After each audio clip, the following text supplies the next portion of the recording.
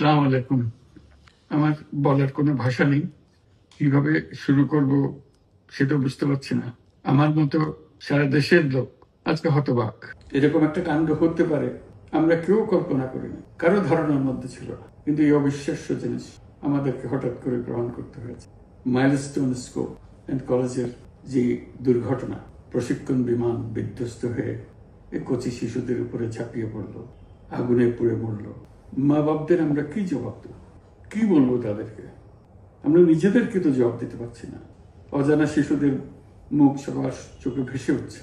সারা জাতি হতভম্ব, বাক্রুদ্ধ, শোকাহত বললে খুব কম বলা হবে। এই দুর্ঘটনার রেশ এখনো কাটেনি। এখনো লাশ আসছে হাসপাতালে, এখনো হাসপাতালে মারা যাচ্ছে।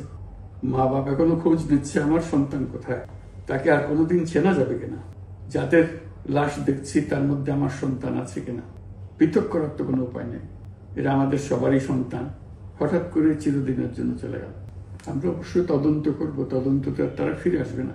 আমরা চিকিৎসার ব্যবস্থা করছি, সবাই ঝাঁপিয়ে পড়েছে, সকল হাসপাতাল, সকল মানুষ ছুটে আসছে।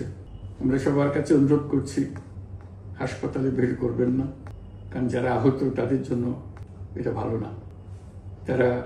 তাদের শরীরে রোগ প্রতিরোধের শক্তি নেই। আমরা ভিড়ে থাকলে আমাদের শরীর থেকে কি রোগ তাদের মধ্যে ছড়িয়ে পড়বে তা বলা মুশকিল। কাজে দূরে থেকে দোয়া করেন সবাই। আমরা বাবা মা আত্মীয় স্বজন সবার কাছে আমাদের সহানুভূতি জানাচ্ছি। বাংলাদেশের যত সন্তান আছে সবাই আপনাদের সন্তান। আমরা নিজেদের মনকে সান্ত্বনা দেওয়ার চেষ্টা করুন। আমরা সবাই নিজেদের মনে সান্ত্বনা দিচ্ছি, কিন্তু আপনাদের সান্ত্বনা এটা বিরাট ব্যাপার। আমরা সবাই আপনাদের সঙ্গে আছি, জাতির সমস্ত লোক আপনাদের সঙ্গে আছে। আমরা তাদের জন্য শোক দিবস ঘোষণা করেছি। আগামীকাল শোক দিবস।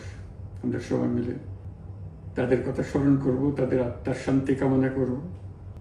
আজকে থেকে সবাই তাদের আত্মার জন্য, তাদের রুহের জন্য মাগফিরাত কামনা করব।